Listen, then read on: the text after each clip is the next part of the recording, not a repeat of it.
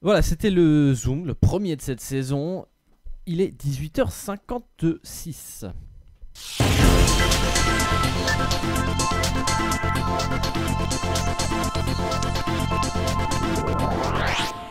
Votre tout nouveau rendez-vous dans ce magazine mensuel Cosmopolite, le rendez-vous international de LVE qui vous fait découvrir un pays chaque mois parce que le monde est une grande ville que nous parcourons ensemble au fil de ces mois. Et aujourd'hui, destination l'Inde avec vous, Ryoma Takeuchi. Bonjour. Bonsoir, Ryoma. Bonsoir, oui. Destination l'Inde, donc, je vous disais, il s'agit d'une avancée historique, en tout cas la première avancée historique qui a été annoncée en ce mois de septembre. C'était donc la dépénalisation de l'homosexualité le 6 septembre 2018 et cette semaine, le 27 septembre 2018, celle de l'adultère. Précisons que ce sont des décisions qui ont été prises par la Cour suprême. Exactement. C'est-à-dire que le pouvoir législatif avait la possibilité de se prononcer sur une volonté populaire, sur un mouvement citoyen. Et pourtant, l'exécutif, en fait, a préféré déléguer cette question au pouvoir judiciaire, qui a tranché en faveur, semble-t-il, de la société civile. Cependant, il faut que nous prenions, en tout cas en habitant de ce qu'on appelle le Nord global, ou en tout cas de l'Occident. Oui, bon, pardon, excusez-moi, j'introduis de manière... Ces mots sont un peu connotés, en fait, mais je vais m'expliquer parce que aujourd'hui, cette semaine, on entend beaucoup parler donc de la polémique autour du dernier livre de Pascal Blanchard, celui sur la domination et la domination sexuelle des femmes des pays colonisés par la France. Et je ne vais pas m'attarder sur ce débat, mais en tout cas, voilà, on se demande vraiment si nous sommes capables, toutes ces années après, finalement, de solder cette forme de domination sur le corps des colonisés et ce qu'on a en fait interprété comme une manière d'imposer sa sexualité aux colonies. Et c'est ce que nous explique en fait un certain nombre de militants comme la militante Sangeeta Tanapal, je ne sais pas si je prononce très bien son nom. En tout cas, et on ne pourra pas vous aider en plus. Voilà, bon, donc c'est une militante indo-singapourienne. Donc elle a un pied dans le monde chinois, elle a un pied dans le monde indien, et en plus de ça, depuis qu'elle a à demi-mot c'est une forme de suprématie chinoise à Singapour qu'elle appelle le privilège chinois.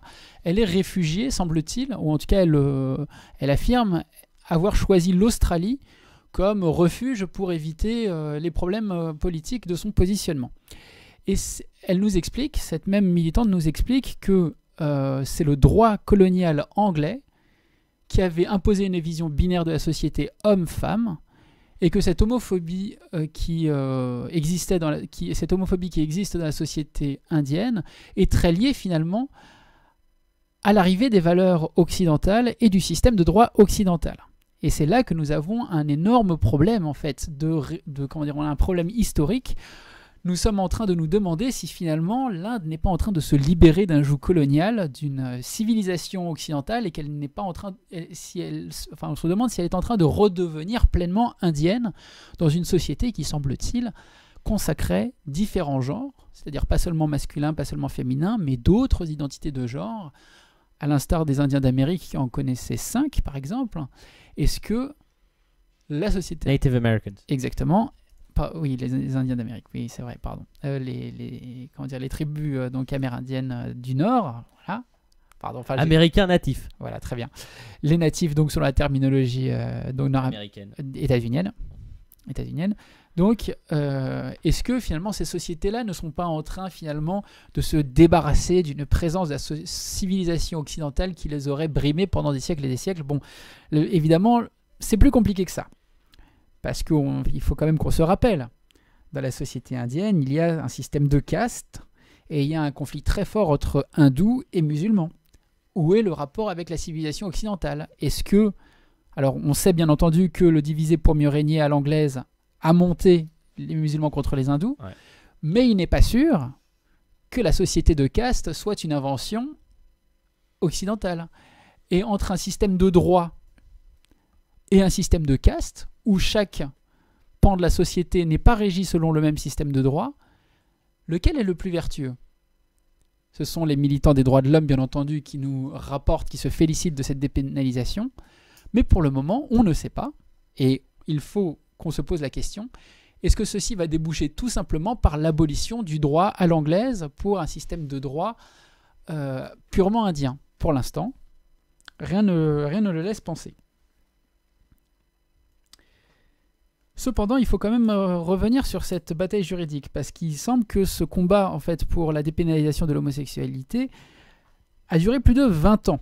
C'est une loi donc, qui date du 19e siècle et qui, comme vous l'expliquiez tout à l'heure, a été débattue au sein du gouvernement, au sein du Parlement, et qui a été quelque part, qui a été un peu déléguée au pouvoir judiciaire. Le gouvernement conservateur de Narendra Modi, en fait, tout simplement, n'a pas pris le risque de se positionner sur la question et a dit qu'après tout, il était possible finalement de régler la question sans avoir à entamer sa popularité ou la confiance que son électorat peut avoir en lui. Et il s'avère que, pour le moment, le gouvernement de Narendra Modi n'est pas particulièrement tendre envers ce qu'on appelle les Dalits, c'est-à-dire les parias du système de caste indien.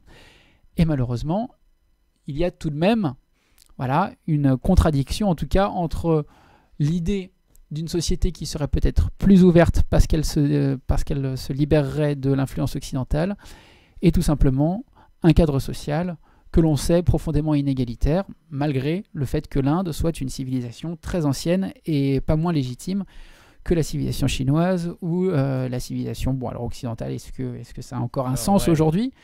En tout cas, entre le vieux monde de l'Europe et le vieux monde de l'Europe, on ne saurait avoir un avis tranché là-dessus. Et c'est là qu'il est intéressant de voir que l'adultère est aussi dépénalisé. Parce que quand on dépénalise l'adultère, il faut bien rappeler que, je résume dans les grandes lignes, mais on condamnait un homme pour avoir eu des relations sexuelles avec une femme sans l'accord du mari de cette femme, c'est-à-dire que les femmes n'avaient même pas le droit de se prononcer sur ces choses-là. On va dire qu'elles étaient quelque part un peu elles n'étaient même pas victimes, en fait, elles étaient quelque part en dehors des considérations du droit. Elles ne pouvaient même pas porter plainte. Voilà, elles ne pouvaient pas porter plainte. Et on se demande finalement, puisque le droit a quand même beaucoup évolué en Angleterre, dans les différents pays du Commonwealth, est-ce que finalement, ce n'est pas précisément la trajectoire indienne qui est comme ça? Si l'adultère est dépénalisé, est-ce qu'il y aura forcément libération des mœurs? Je reviens sur l'argument précédent. Comme on nous explique que les identités de genre étaient plus nombreuses, étaient plus riches dans la période précoloniale, la réponse n'est pas évidente. Est-ce qu'on catégorisera moins en fonction du droit? C'est possible. Est-ce que les gens seront peut-être plus cléments, disons, ou porteront peut-être moins de jugement sur la sexualité des uns et des autres? Il faudra peut-être avoir une étude quantitative sur les taux de divorce, par exemple, et les familles recomposées. Mais pour le moment, dans une Inde qui garde une identité religieuse assez forte, globalement, on a de très belles histoires de mariage mixte. Donc, quand je dis mariage mixte, c'est interreligieux, de mariage interreligieux avec une personne donc venant d'Europe ou des États-Unis et une personne en Inde. En général, le mariage à l'indienne est quelque chose de solide sur lequel on ne revient pas si facilement. Et d'ailleurs, j'ai une histoire particulière en tête. Malheureusement, je ne pourrais pas vous la citer, mais en tout cas, ce sont des choses, disons, ce sont des choses qui sont bien réelles. Ainsi donc, on peut se réjouir, en tout cas, d'un point de vue purement humaniste, de la dépénalisation de l'homosexualité en Inde, qui prévoyait parfois des peines d'emprisonnement, à perpétuité, mais qui n'a jamais été effective en fait pendant toute cette période de combat juridique. Donc on se demande s'il y a un décalage vraiment entre le droit et la réalité. Tout de même, l'homosexualité est donc toujours, interdite donc et punie de sanctions pénales dans 71 pays. L'Inde vient de s'extraire de la catégorie de cette liste noire et on espère que le reste du monde suivra à grands pas. Merci.